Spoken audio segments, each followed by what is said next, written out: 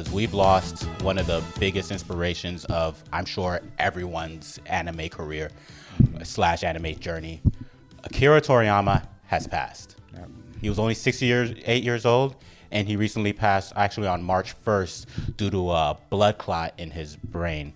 And it hit the whole world by surprise, bro. Like, we're hearing the craziest things, like Mexico stopping gang violence for a week or something. Akira Toriyama. I think I heard that it was capped, but like I'm hearing articles about that, and also just hearing like and seeing the amount of people who are reacting to this, bro. Yeah. So what we wanted to do real quick for our little section of the episode is just talk about Akira Toriyama and his impact on us, his impact on the culture, and his impact as just a person as a whole. And, you know, just get into a quick little conversation about it. So just to kick it off a little bit, if y'all don't know who Akira Toriyama is, you're not an anime fan. I'm sorry. If you don't know who Akira Toriyama is, you don't watch anime. You should know Akira Toriyama. You know what I'm saying? Like, I'm not saying you have to know everybody, but you should know Akira, bro. He is one of the godfathers of anime. It's like being like, oh, I listen to hip-hop, and then you go, who's Jay-Z? Like, you don't listen to hip-hop. You don't know who Eazy-E is? You don't listen to hip-hop. I feel like you could get away with not knowing who Eazy-E is. I don't know, man. Bro, pretty impactful. Eazy-E is like the dude who made Bobo Bobo of hip-hop. But we can move on. This ain't a hip-hop podcast. I could go on, bro. Yeah, but Akira Toriyama made Dragon Ball, the series. Made Dragon Ball Z. He didn't make Dragon Ball GT, but I think he helped a little bit with it. Yeah, he was a part of the character design, actually. Yes, so sir. People saying, you know, Super Saiyan 4, this, that, and the third. He was a part of that. You know, he green lighted it. You feel me? It just wasn't canon. Nah, that's facts. But Akira Toriyama, as J. Cole just said, he was a creator of Dragon Ball. Yeah. And Dragon Ball is one of the biggest animes that's ever existed. There's very few anime that you could say actually made it bigger than Dragon Ball. One Piece now, you could say, just because it surpassed it in like by different metrics, such as like manga sales and whatnot. But Dragon Ball has influenced our culture in so many different facets, bro. Yeah. First, we had the manga. Then we had the anime. Then we had the sequels that came after it.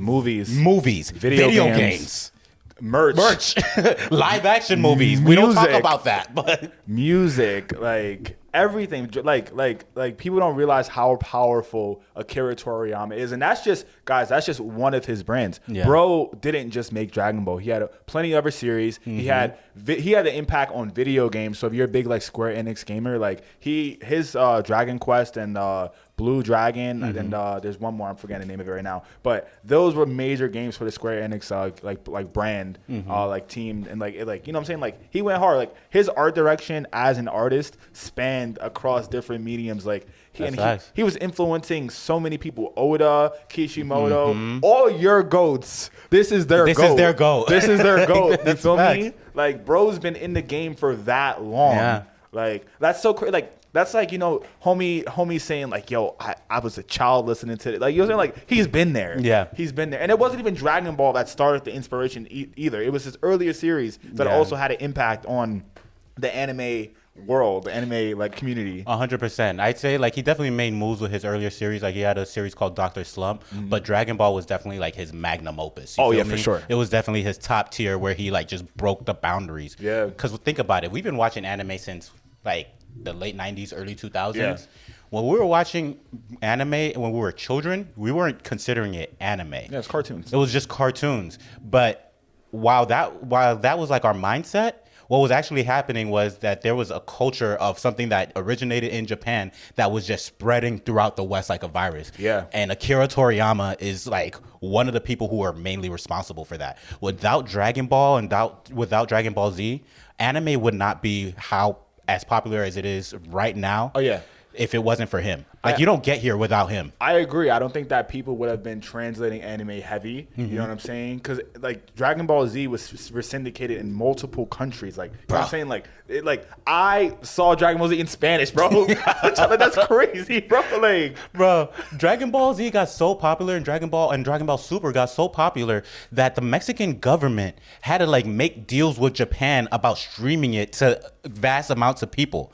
Like, I forget which city in Mexico, but apparently there was a point where, like, Japan was like, yo, y'all doing too much. Like the embassy got involved. Yeah. The Japan embassy in Mexico got involved. It was like, y'all doing a little too much with Dragon Ball, and we ain't seen any cash for this. And so Mexico, that city in Mexico had to strike a deal with Japan to be able to stream, like, I think it was the Ultra Instinct episode. I think they had to strike a deal with Japan to stream the Ultra Instinct episode in a stadium in Japan for like tens of thousands of people. Not Japan game banging on a series on an IP. Son, they're like, hold on, you gotta check in real quick, gang. What you talking about? That's a fact. Nah, and that's all because of Akira Toriyama. Just the influence to be able to make stuff like that happen. Think about it. It's one dude. He drew some stuff on a piece of paper, and it became one of the biggest cultural iconic influences in the world. Yes. Son. Nah, it's crazy, bro. It's so crazy. So, like, you know, the impact on the West was ridiculous, but dude, like, even like the impact on like anime as a medium. Like, as we know, Dragon Ball had probably created most of the popular anime tropes that we all know. The power-ups, the screaming, transformations, you know, I mean, arguably Shonen is going from, you know, young man to adult, but we have never seen a Shonen series follow a character from legit fresh out the womb to dying multiple times, bro. Fresh out the spaceship, bro. Like, it was crazy. Bro was a grain of rice in his pops, was it Bardock's nuts before anything, you feel me? Like, like he went there and he continued to go there with the series, and that was so inspirational, because I don't really think a lot of series were looking for time skips. No one was like, I would love to see fucking Saint Seiya in 30 years as an old man. You know what I'm saying? No one was looking at that before Dragon Ball Z. Like, it's crazy. Yeah, nah, when you really think about it, let's get into it. Like, time skips, bro, like, obviously, I think there have been animes before Dragon Ball that have had time skips. I can't name them just because I'm not an old head like that. Yeah. I mean, compared to some of these other people who we streaming on TikTok, they looking at us like, yo, they 20 what? But when you really think about it, how many anime can you really say popularized a time skip like Dragon Ball did? Like, from taking a character from a child for hundreds of episodes into a full-grown adult and then doing it again and still keep going strong. Yeah, I can't name one from that generation at least. Like, it's he really had that trope just locked down. You feel me? Like, he just figured it out, and then it became something that we needed, so much so that other creators did the same. Like Kishimoto did the same. Even Bleach, he did the same. Oda did the same. Oda did the same. Like, every one of your goats, this is their goat. This is the formula, bro. This is the cheat code. You feel me? Like, he did it. Feel me? Gotcha. Bro, it's so crazy. And there's so many other tropes that we could talk about that Oda had a part of. You know what I mean? Yeah, transformations, bro. Transformations. The Super Saiyan transformation changed the game. Yeah, for sure.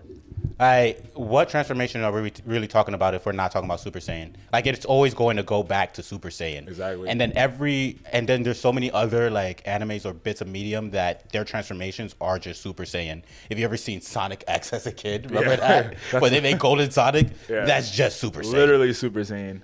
That's just Super Saiyan, bro. What other transformations that we have like are just literally just write-offs off of Super Saiyan? I mean, even like the ancient demon form of Yusuke in Yu Yu Hakusho, that's basically Super Saiyan. They said there's something primal inside of you that's gonna come out and make your hair longer and spike it. Come on, bro. Yusuke had to slick back before that, bro. Like, that's major facts. And also, we gotta talk about the tournaments, bro. Oh, the tournaments. Come on, like from the first series in Dragon Ball, like the martial arts tournaments, bro, like that was crazy. It's their bread and butter. And that was inspired from like kung fu movies. You know, he was a big like kung fu head like back in the days. Like he took so many aspects of film and like culture and bled it into anime. That's major facts. You know? Yeah, because he was also a big like Jackie Chan fan. Yeah. And back then, like in the 80s into like the 90s was when Jackie Chan was like really popping like overseas, and China was just mass producing his films. It was him. And Toriyama definitely took influence off of that. And like, I think there's even a character based off of like even Bruce Lee, I think. Yeah. In Dragon Ball, like the early Dragon Balls. I think he has a character based off of Jackie Chan as well. I'd have to look that up. I feel like Master Roshi is Jackie Chan. He's just Jackie Chan with like a perversion problem. Yeah.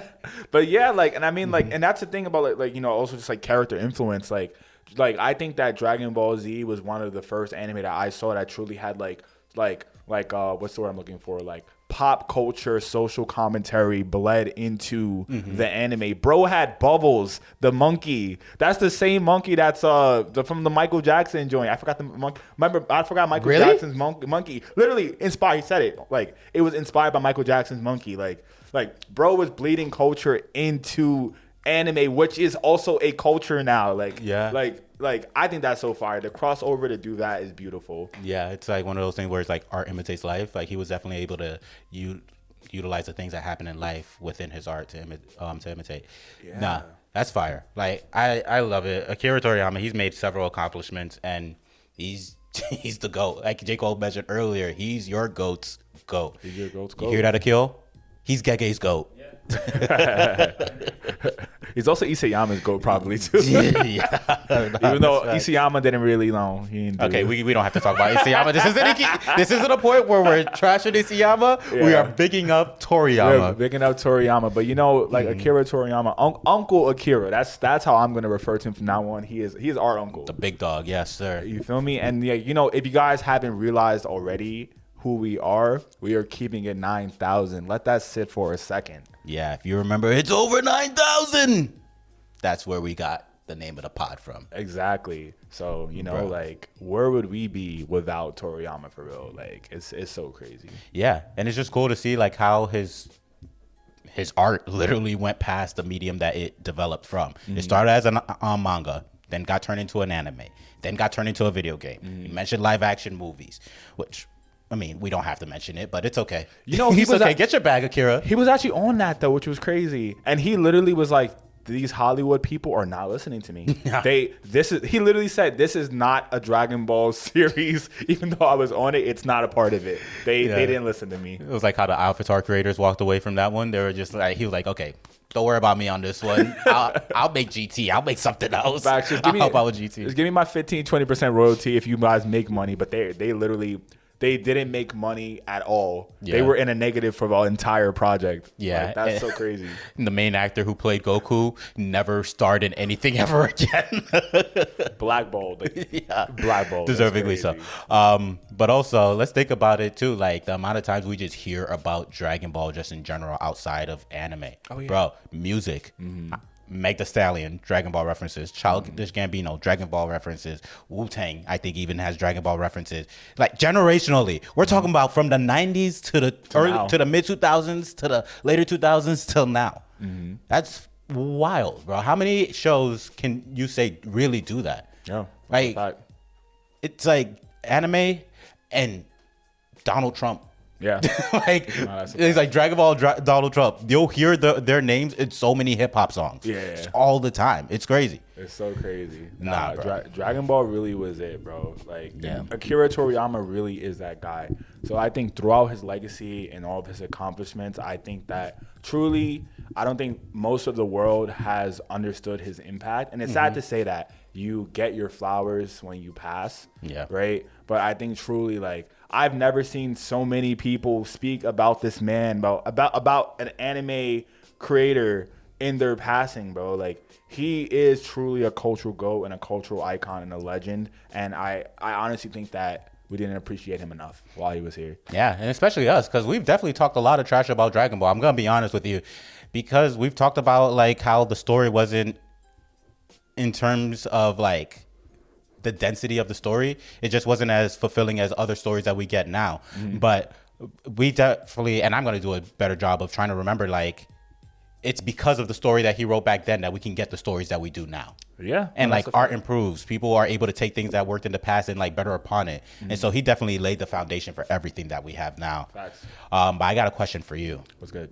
What's your earliest memory of Dragon Ball? Because remember, when we started watching anime, it wasn't streaming. So we weren't starting from episode 1. Yeah. We just started from whatever episode Toonami gave us, and then we just watched it from week by week afterwards. Yeah. So what's the earliest memory that you got of Dragon Ball? So what's crazy is I have 2 memories, and they're on 2 different timelines, and I'm trying to remember which one came first. But I actually watched the first episode of Dragon Ball first. Okay. That was my first episode was the original, they found Goku and then Goku met up with Bulma. I watched that on on TV, but also somewhere within that timeline, my father bought me the original Dragon Ball Budokai. Probably was after, because that's probably why I wanted it. Yeah. But that gave me because I actually didn't watch Dragon Ball Z at that time. I only knew Dragon Ball. So the Budokai series introduced me to Dragon Ball Z as a series, and then I was like, wait.